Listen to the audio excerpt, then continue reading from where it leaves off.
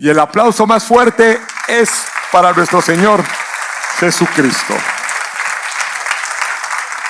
El título del mensaje de esta mañana es Ventanas Rotas.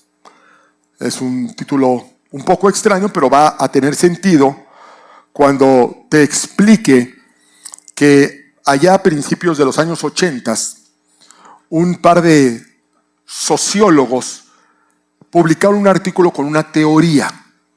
A esta teoría social le llamaron la teoría de las ventanas rotas. ¿Y de qué trataba esto? Bueno, pues ellos postularon que si una comunidad no presta atención a los pequeños detalles y permite desórdenes pequeños, eso inevitablemente se va a convertir con el tiempo en desórdenes y problemas más grandes. Y ellos hablaban de un edificio, que te imaginas un edificio donde se rompe una ventana e inmediatamente esa ventana era reparada.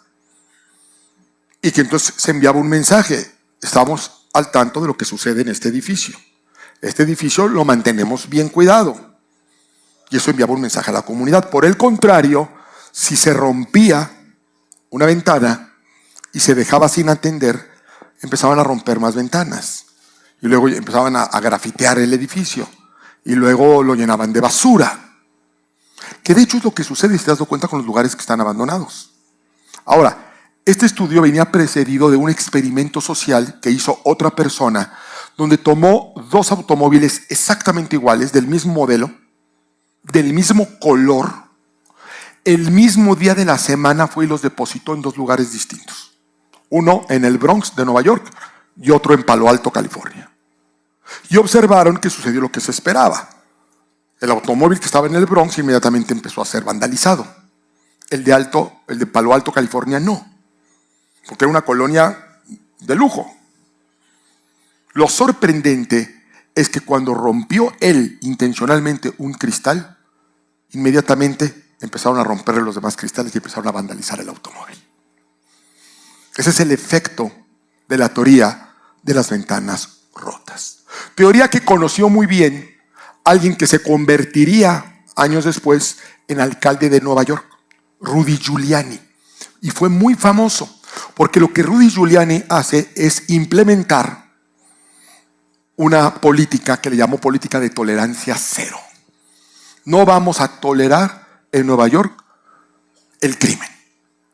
Lo curioso, y por lo cual fue muy criticado en un principio, es que inyectó muchos recursos en castigar con multas muy altas e incluso con tiempo en la cárcel a aquellos que cometían delitos menores.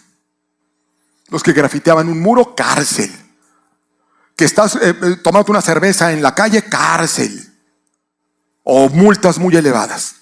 Y fue muy criticado. Lo que estaba haciendo era aplicar la tolerancia cero basado en la teoría de las ventanas rotas. ¿Qué fue lo que sucedió? Pues lo que sucedió fue muy sorprendente, porque al término de su mandato resultó que había reducido el crimen en Nueva York a niveles que no lo habían logrado en los últimos 30 años. Es decir, Giuliani, atendiendo los pequeños detalles, no solamente impidió que el crimen creciera, sino hizo que disminuyera. En su periodo logró lo que no lograron sus antecesores durante más de 3 décadas. Y en América Latina tenemos un ejemplo que es el de Bukele también. Bukele toma uno de los países más violentos del mundo y aplica igualmente una política de tolerancia cero. Y los resultados fueron espectaculares. Ha llegado a tener 1000 días sin un solo asesinato. Convirtió un país sumamente violento en uno de los menos violentos del continente. Entonces creo que vale la pena poner atención a las ventanas. Porque si esto funciona en una comunidad muy grande, en un país, pues por pura lógica nos damos cuenta que puede funcionar en una comunidad más pequeña, como una ciudad. O aún más pequeña, como una delegación. o aún más pequeña como una residencial, o tal vez aún más pequeña como una familia, o aún más pequeña como un matrimonio. Tal vez estos principios pueden afectar incluso de manera personal. Y nosotros hablamos mucho de puertas, nos gusta hablar de puertas abiertas, que Dios abre puertas. Porque las puertas pues sirven para que uno entre, para que uno salga. Pero ¿para qué sirven las ventanas? ¿Cuál es la utilidad de una ventana? Obviamente es ver al exterior. Pero hay que darnos cuenta de algo todavía más importante. Nos permite ver al exterior sin exponernos al exterior. Diferente a una puerta. Si está haciendo frío y tú abres la puerta, te mete el frío y no tienes manera de ver a través de la puerta. Salvo que sea una puerta de cristal. Si hay mucho polvo y abres la puerta, el polvo se mete. Si hay mucha violencia y abriste la puerta, ya te estás exponiendo. Las ventanas nos sirven para ver el exterior sin estar expuestos al exterior. Y así también ocurre en la vida espiritual. Porque si observamos, nosotros queremos que Dios abra puertas en nuestra vida. Pero la realidad es que Dios no abre primero puertas. Siempre va a construir primero ventanas. Que te van a permitir ver a la distancia sus promesas. Un fin que todavía no has alcanzado, porque la ventana no es el destino, pero sí es la perspectiva del destino. Incluso tenemos expresiones como se abrió una ventana de oportunidad. Ahí está, si la puedes reconocer, si puedes ver a través de ella hay una oportunidad. Pero si ignoramos la ventana, es posible que cuando se abra la puerta no estés preparado para cruzarla. En términos espirituales, las ventanas son visiones de parte de Dios. La capacidad de ver más allá de tu circunstancia actual. Y tú podrás decir, bueno, sí, pero la Biblia dice que andamos por fe, no por vista. Sí, pero por vista natural. La visión es espiritual. Y sin visión el pueblo de Dios se desenfrena, dice un versículo bíblico. Por eso es la importancia de las ventanas espirituales. Dios rara vez te va a conducir primero por una puerta antes de haberte ofrecido una ventana. Y vamos a ver ejemplos. Vamos a Deuteronomio capítulo 34, por favor.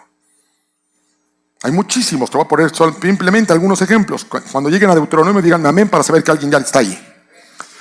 Fíjate, Dios le dice a Moisés que él va a sacar al pueblo de la esclavitud de Egipto y les va a entregar la tierra prometida.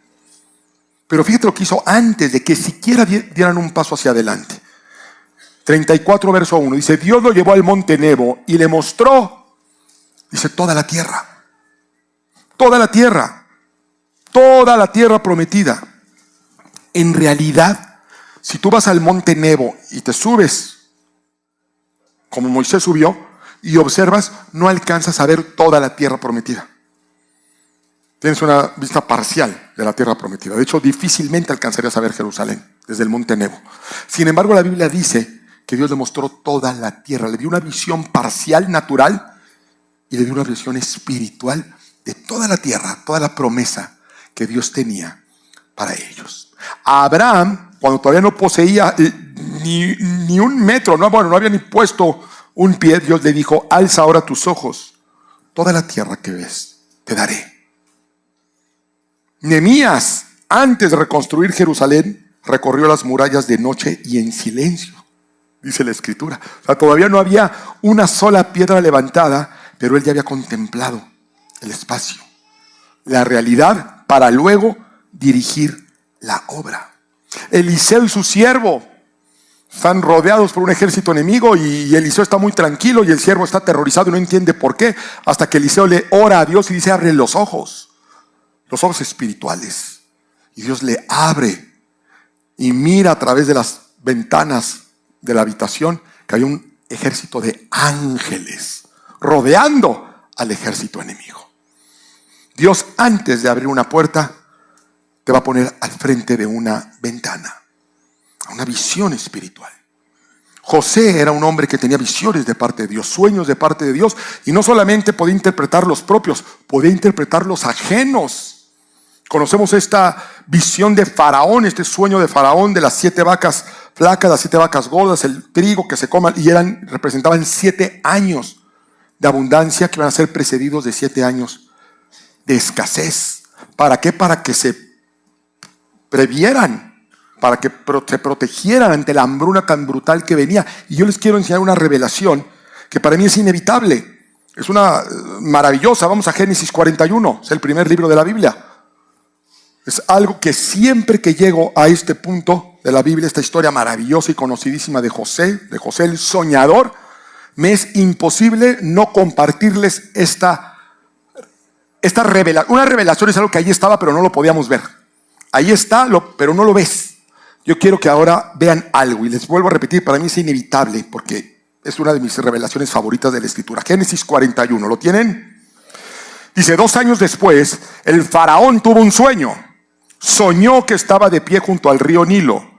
De pronto salieron del río 7 vacas hermosas y gordas que se pusieron a pastar entre los juncos. ¿Cuál es la revelación que te tengo? Bíblicamente hay cosas gordas y hermosas.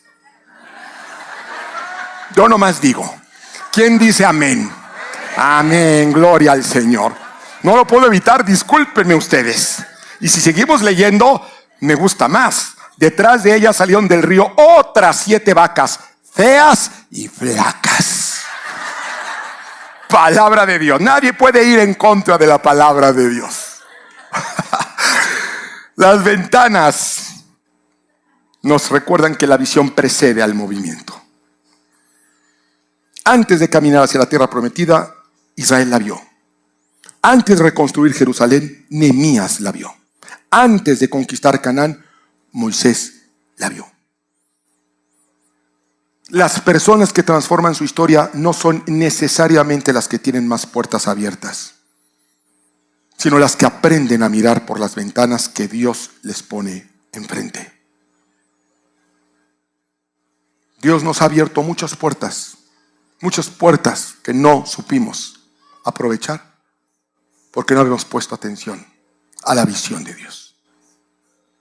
Es la importancia de las ventanas. Y el problema es que nosotros tenemos muchas ventanas rotas. Y que están rotas porque abandonamos cosas que no debíamos haber abandonado. Ignoramos cosas que no deberíamos haber ignorado. Y tú puedes decir, bueno, sí, pero es una ventanita. Es una cosa pequeña. Es cierto que yo he permitido ciertas cosas, he abandonado ciertas otras, no he hecho caso a otras otras que han roto y ahí las tengo rotas. Pero es algo pequeño. ¿Sabes qué? Hay que tener mucho cuidado con lo pequeño en términos espirituales. Porque la Biblia dice que el que es fiel en lo muy poco, también en lo más grande será fiel. Y Jesucristo prometió que aquel que es fiel sobre lo poco, será puesto sobre lo mucho. Hay que tener cuidado con las ventanas rotas, aunque sean pequeñas. Hablando de un automóvil abandonado con el parabrisas roto, hecho añicos, todo estrellado, es imposible conducirlo. Es imposible. Tienes que quitarlo para poder conducir. Y tú me dices, sí, pero en mi vida no tengo roto el parabrisas. Si acaso el retrovisor.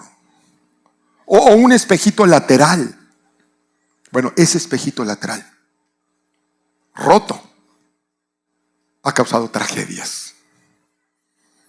Un espejito, una ventanita rota puede causar una tragedia. Y la Biblia está llena de historias así. De ventanitas rotas que no se les dio importancia y terminaron en tragedias inconcebibles. Y quiero usar esta historia que involucra al rey David para que quede claro. Vamos al segundo libro de Samuel, por favor. Capítulo 11. Segundo libro de Samuel, capítulo 11. Para quienes se les dificulte encontrar el segundo libro de Samuel, es muy fácil, está después del primer libro de Samuel.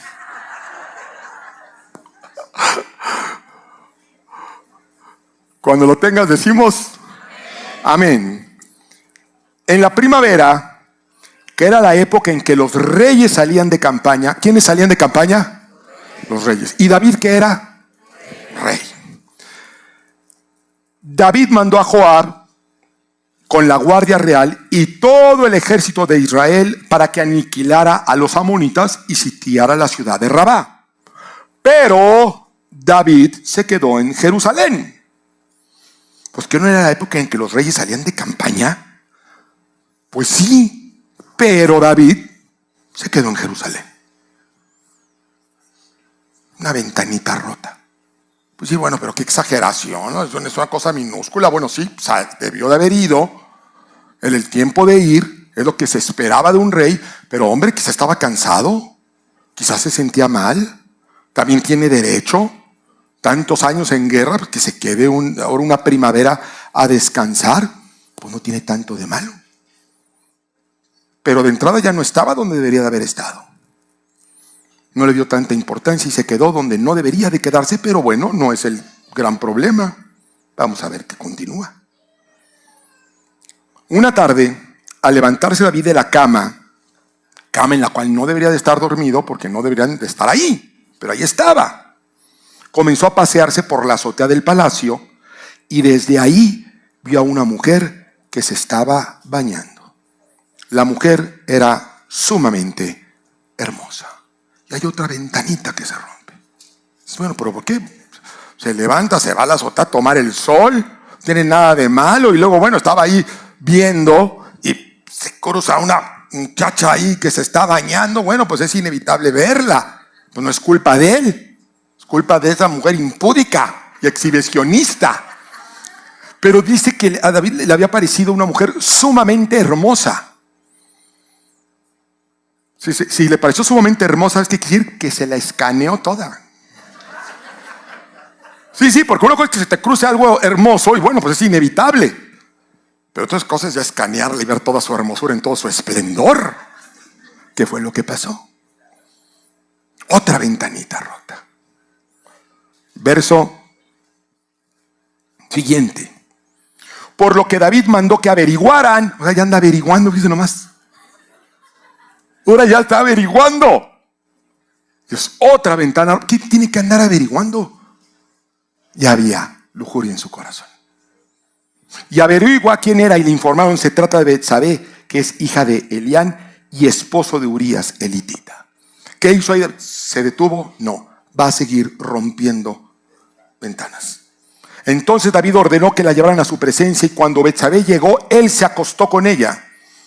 Después de eso ella volvió a su casa. Hacía poco que Betsabé se había purificado de su menstruación, así que quedó embarazada y se lo hizo saber a David. Y ahí ya hay un gran problema. Ahí hay un gran problema. El no haber ido a campaña, haberse subido a solear. Fíjense ya nada más en dónde está. Ahora ya embarazó a la mujer de otro. Imagínense. E imagínense, tratemos de imaginarnos también el drama de Betsabé. Porque nosotros escuchamos la historia de David y Betsabé y asumimos erróneamente que eran una pareja enamorada. ¿De dónde sacamos esa idea? Lo que hizo David con Betsabé fue un abuso. Abusó de su posición y abusó de esa pobre mujer que tenía un marido y al cual amaba al marido. Y abusan de ella y todavía le embarazan. Fíjese hasta dónde ha crecido la destrucción. Y entonces, ¿qué hace David? ¿Se detiene? No, sigue haciendo un desastre. Sigue rompiendo todo a su alrededor. Verso 6. Entonces David le envió este mensaje a Joab: mándame aquí a Urías el hitita. Y Joab así lo hizo. Cuando Urías llegó, David le preguntó cómo estaban Joab y los soldados y cómo iba la campaña. Luego le dijo: vete a tu casa y lávate los pies. Esta expresión en tiempos bíblicos de lavarse los pies tiene una implicación sexual. Le está diciendo como: vete a tu casa y goza de tu esposa, disfruta de tu vida. Ya vemos lo que quería hacer el mañoso de David.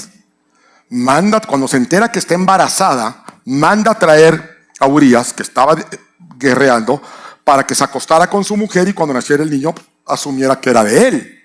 Eso es lo que está haciendo. Mañosín. Y dice que le pregunta: lávate los pies. Tan pronto como salió del palacio, Urías recibió un regalo del parte del rey. Es un gran banquete. Se infiere por lo que va a venir después. Pero en vez de irse a su propia casa, se acostó a la entrada del palacio, donde dormía la guardia real. David se enteró de que Urías no había ido a su casa, así que le preguntó: has hecho un viaje largo, ¿por qué no fuiste a tu casa? En este momento, tanto el arca como los hombres de Israel y de Judá se guarecen en simples enramadas, y mi señor Joab y sus oficiales acampan al aire libre. Y yo voy a entrar en mi casa para darme un banquete y acostarme con mi esposa. Tan cierto como que usted vive, yo no puedo hacer tal cosa. Y aquí le da una cátedra de integridad a David. Y todavía le dice: y como que usted vive, que yo no puedo hacer algo. En unas palabras está diciendo: y si alguien me puede entender, es usted, que es un hombre tan íntegro, que tiene corazón de rey. Si alguien me puede entender, mi esposa se va a enojar, la gente va a murmurar, pero si alguien me puede entender, es usted, el rey. Fíjate nada más.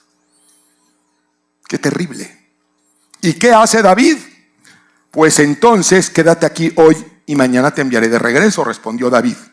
Urías se quedó ese día en Jerusalén, pero al día siguiente David lo invitó a un banquete y logró emborracharlo. Fíjate, Urías no se quería emborrachar, dice que David se lo propuso y lo logró. Lo invita al banquete y: órale, Urías, echarnos una. No, yo no tomo, señor rey. No, vas a despreciar al rey, no, pues órale, de Hidalgo, vámonos. Y lo emborracha con la intención de que ya borrachito se vaya para su casa. Y sí, allí iba para su casa, pero tenía flojas las piernas, pero no el carácter. Y dice que se va otra vez a dormir con los guardias reales. Y David se queda sin opciones. Confiesa su pecado o sigue rompiendo ventanas, y decide romperlas. Verso 14. A la mañana siguiente, David le escribió una carta a Joab y se la envió por medio de Urías. O sea, escribe una carta de su puño y letra, se la entrega a Urías y le dice: ahora que estés en el campo de batalla, se la entregas personalmente a Joab, que era el comandante en jefe, el general. La Biblia nos dice que decía esa carta. Verso 15. Pongan a Urías al frente de la batalla, donde la lucha sea más dura.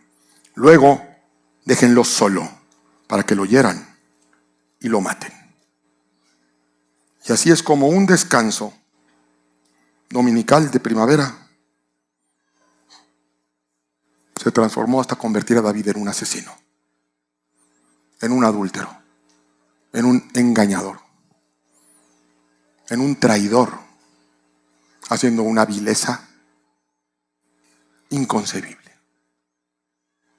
No solamente le quitó la vida a Urías, dejó viuda a su legítima esposa. Y además, la Biblia no lo dice, pero seguramente murió en el oprobio. Porque imaginemos lo que pensó Joab cuando recibe la carta, con puño y letra del rey David, diciendo: ponlo en el frente de la batalla, y en un momento lo dejan solo para que lo maten. Yo me imagino, no lo dice la Biblia, pero yo estoy casi seguro que Joab pensó que David tenía motivos legítimos para hacer eso. Porque además se lo tuvo que explicar a su pelotón. Tuvo que reunirlos y decirles: el rey nos está enviando a traicionar a Urías. No conozco sus motivaciones, pero conociendo el corazón que tiene, ha de ser un traidor Urías, ha de ser un espía, enemigo. Yo no sé, pero si el ungido de Jehová lo dice, es porque Urías se lo tiene bien merecido. Imagínate el horror de Urías cuando va a pelear, en el peor momento de que lo abandonan y lo dejan solo, de manera intencional. Y así murió ese hombre. Y así supo su esposa que había muerto ese hombre. Dice el verso 26, cuando Betsabé se enteró de que Urías, su esposo, había muerto, hizo duelo por él. Después del luto, David mandó que se la llevaran al palacio y la tomó por esposa. Con el tiempo, ella le dio un hijo. Sin embargo, lo que David había hecho le desagradó al Señor. Yo no sé bien a bien qué tan claro tenía la historia de lo que había sucedido a Betsabé. Seguramente engañaron a Joab, engañaron al ejército israelita.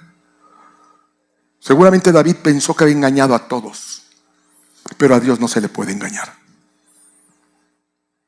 Y dice que desagradó al Señor.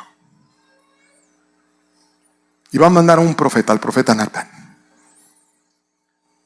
Y va con David y dice: vengo de parte de Dios para pedir tu opinión como rey. Un hombre tenía decenas, centenas de ovejas. Y otro hombre pobre solamente tenía una. Era todo lo que poseía. Y ese hombre rico y poderoso usó su poder, su influencia, para arrebatarle lo único que tenía ese otro pobre hombre. Y David se indigna. Dice: dime quién es, revélamelo para tomar acciones en su contra, porque ese hombre merece la muerte. Y Natán le dice: ese hombre eres tú. Tú eres esa persona que hiciste este destrozo, creyendo que nadie te veía, y se te olvida que Dios todo lo ve. Y a veces siento que a nosotros también se nos olvida que Dios todo lo ve. Y que hay ventanas que hemos roto y espacios que hemos abandonado a sabiendas.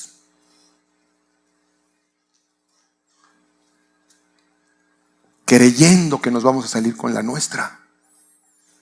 Pero la verdad es que Dios todo lo ve.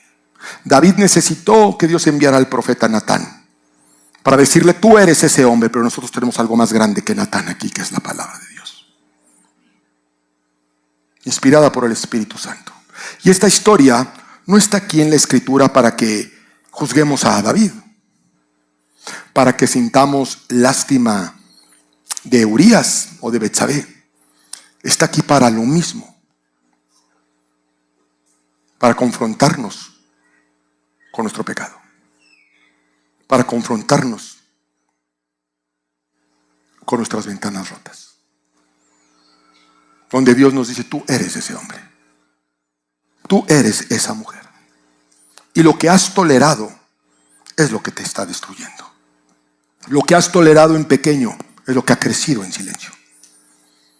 Lo que has permitido es lo que te está dominando. Conocíamos y hablábamos hace poco de la historia de Sansón, que cayó. Y no fue un día, no fue una gran batalla, fue una serie de tolerancias acumuladas. Mucha gente hoy está viviendo en derrota y cree que es por el diablo. No es por el diablo, es por las concesiones repetidas, por las ventanitas rotas. Y Dios nos confronta en este día, no para humillarnos, sino para rescatarnos. Cuando Dios señala algo en nuestra vida, en realidad es un acto de misericordia. Hay prédicas que yo estoy consciente no es fácil recibirlas. Tampoco es fácil darlas, Tampoco es fácil darlas. Pero es un acto de amor de Dios. Cuando una palabra te confronta, es gracia de Dios.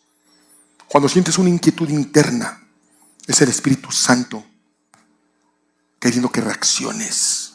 Y hay personas que se enojan cuando se tocan temas sensibles. Yo no vine a que me hablara de mi pecado. No, yo ni sé cuál es tu pecado. Yo no conozco tus ventanas rotas, yo conozco las mías. Yo conozco las mías, no conozco las tuyas. Pero ¿sabes qué? Dios sí conoce las nuestras. Dios sí conoce las nuestras. Hay personas que dicen: no, es que me siento exhibido porque cuando el pastor anda predicando eso se me quedaba viendo mucho a mí. Ni veo bien, hermanos. Ni veo bien.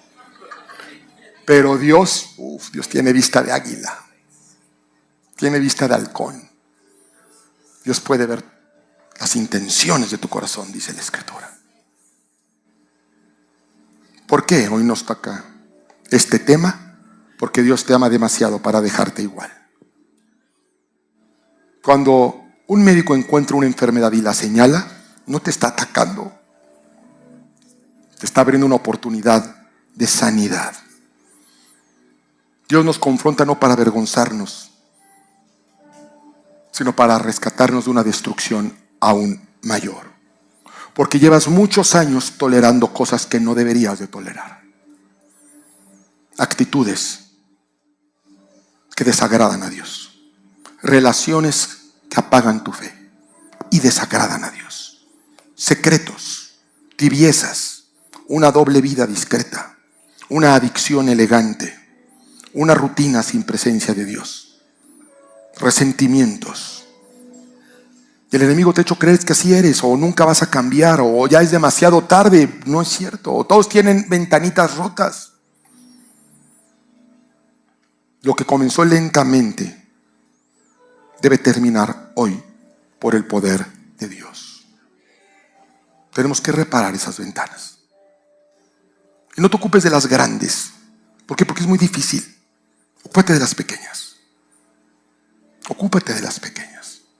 De las que todavía puedes reparar. Hay otras que nos están rebasando. Miren, yo recuerdo que hace años, cuando yo era niño, cuando era jovencito, y no había caído en cuenta justo hasta ahora que iba a hablar de ventanas rotas.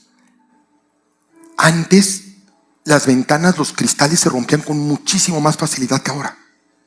Yo recuerdo que si me caían unos lentes, ya no eran no los recogías a ver si se rompieron, ya se rompieron.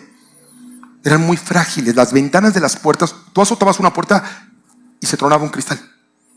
Ahora ya no sé por qué no se cambiaron la tecnología o no son de cristal, no sé muy bien por qué.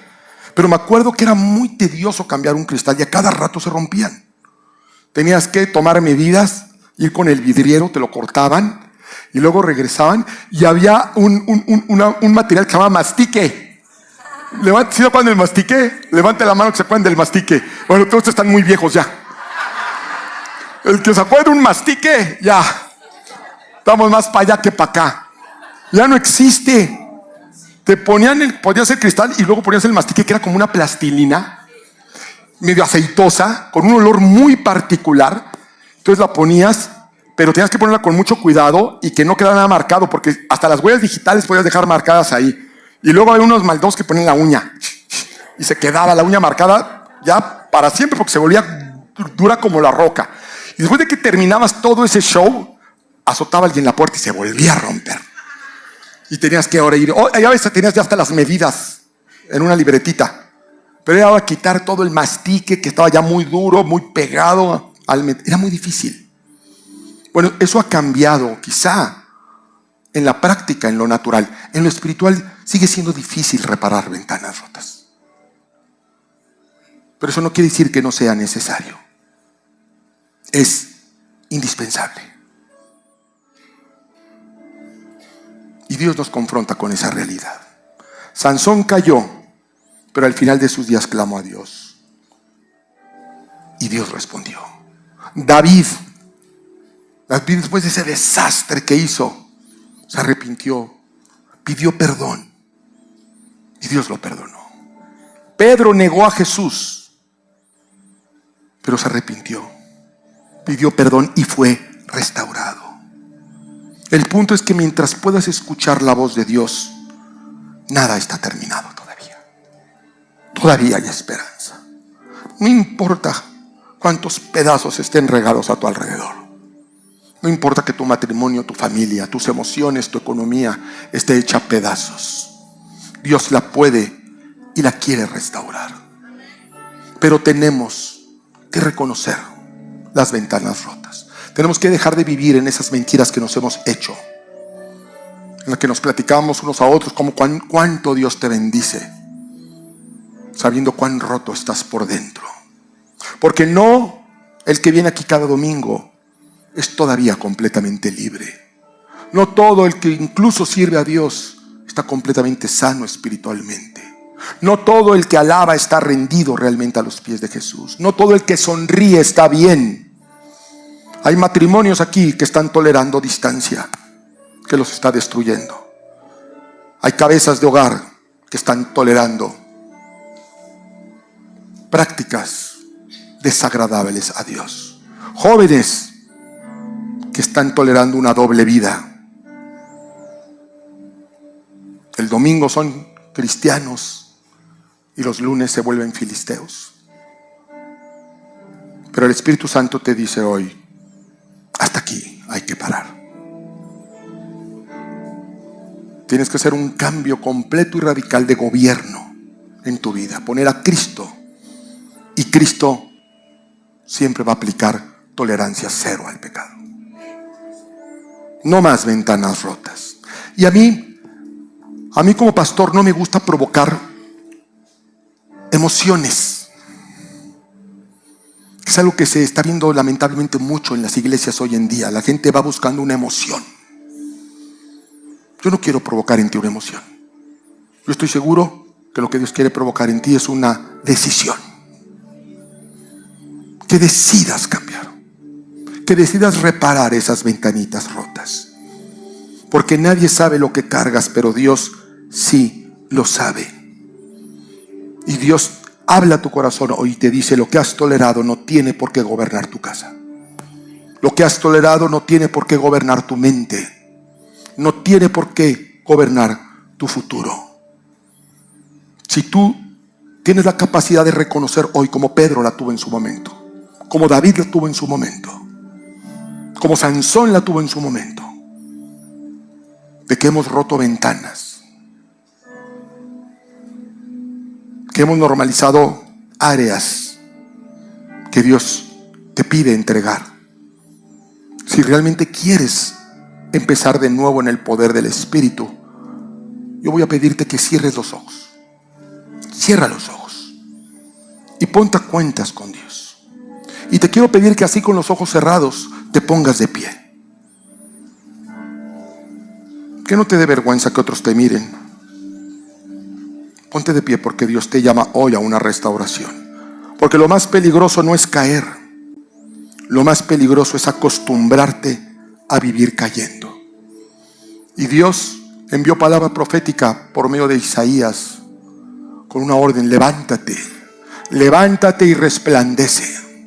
Solamente se puede levantar aquel que está caído, y solamente puede resplandecer aquel que decida dejar de vivir en la opacidad. Hoy pídele a Dios que comience tu restauración. Y hoy inicia una nueva gobernanza. Aplica tolerancia cero a las cosas desagradables a Dios. Dile a tu vida, a tu familia, a tu matrimonio, a tu llamado: a partir de hoy, no más ventanas rotas. No más. Que Dios nos bendiga.